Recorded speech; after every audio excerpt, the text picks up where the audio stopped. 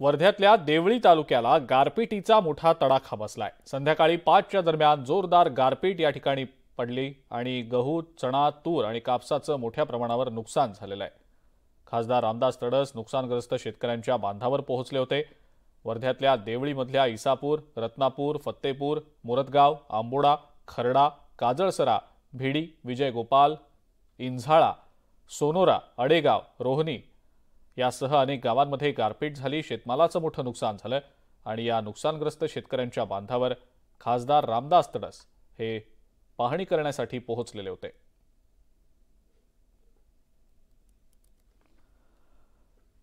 अधिक अपडेट या संदर्भातली आपण जाणून घेणार आहोत। नरेंद्र मते आपले प्रतिनिधी आपल्या सोबत आहेत सध्या।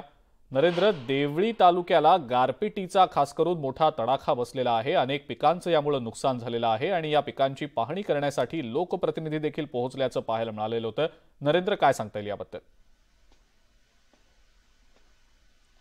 अजिंक्य, नक्कीच वर्ध्यात काल जो पाऊस झाला, अवकाळी पाऊस झाला, त्यामुळे मोठ्या प्रमाणात देवळी तालुक्याला फटका बसला आहे। देवळी तालुक्यातील जे काही गावं आहे त्या गावामध्ये अक्षरशः गहू पीक असो, चना पीक असो की तूर पीक असो, या पिकाला मोठा फटका बसला आहे। आपण एका शेतामध्ये आहे, त्या शेतामध्ये जर गहू पिकाचं जर पाहिलं तर कशा पद्धतीनं हा गहू जो आहे तो खाली लोळला गेला आहे। त्यामुळे हा जवळपास 10 एकराचा पट्टा आहे। 10 एकराच्या पट्ट्यामधील जवळपास 5 एकराचा पट्टा जवळपास खाली पडलेला आहे। त्यामुळे या शेतकऱ्याचं मोठ्या प्रमाणात जे नुकसान आहे ते झालेलं आहे। हीच परिस्थिती जे आपले चना पिकाचं आहे त्या पिकाचं सुद्धा मोठ्या प्रमाणात नुकसान झालेलं आहे। आणि याच संदर्भात आपल्या सोबत जे शेतकरी आहे त्यांच्याकडूनच आपण माहिती जाणून घेणार आहेत की कशा पद्धतीचे यांचं नुकसान झालेलं आहे। काय सांगाल काका? काल जे गारपीट झालं साहेब 5 वाजता गहू, चना, ज्वारी आणि तुमचे भाजीपाला या पिकाचं अतोनात नुकसान झालं आहे। त्याच्यामुळे गव्हर्नमेंटनं याची चौकशी करून जे काही मदत आहे ते द्यायला पाहिजे। तसंच हे गव्हाची जी खरेदी आहे हे आमच्या वर्धा जिल्ह्यात गव्हर्नमेंटनं MFCचे रेट घेतली पाहिजे। काल फार या गारपीट आल्यामुळे फार मोठं चना, गहू आणि भाजीपाल्याचं नुकसान झालेलं आहे। तरी या नुकसानाची भरपाई चौकशी करून त्वरित आम्हाला मिळण्यात यावी अशी विनंती आहे। काल शनिवारी अकाळी पावसामुळे गारपीट आणि पाणी आणि वारा याबद्दल आल्यामुळे आर्थिक नुकसान खूप झालेलं आहे शेतकऱ्यांचं। आणि शेतकरी हा पहिलेपासून तुटून गेलेला आहे।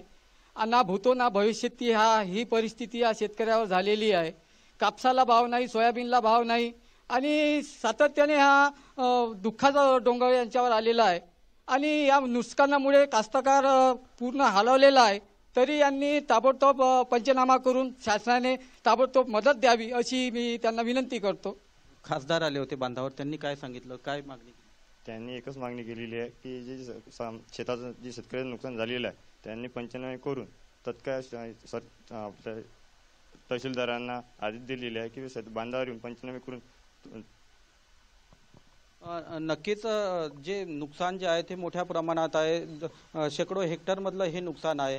खासदारांनी तहसीलदार आणि कृषी विभागाला आदेश दिले, त्यांना त्वरित या बांधावर जाऊन शेतकऱ्यांचं नुकसान आहे त्याचे पंचनामे करावे आणि त्याचा सर्वे करून जो अहवाल आहे तो शासनाकडे त्वरित सादर करावा अशा सूचना सुद्धा केल्या आहे। मात्र दरवर्षी येणारा जो पाऊस आहे या पावसामुळे मोठ्या प्रमाणात जे शेतकऱ्याचं नुकसान होतं याच्यावर कुठेतरी कायमस्वरूपी उपाययोजना सरकारकडून करायला पाहिजे आणि काहीतरी भरघोस अशी मदत सुद्धा करायला पाहिजे अशी मागणी आता या शेतकऱ्यांकडून होऊ लागली आहे। अजिंक्य, ठीक आहे नरेंद्र, धन्यवाद। सविस्तर माहिती आपण दिलीत त्याबद्दल।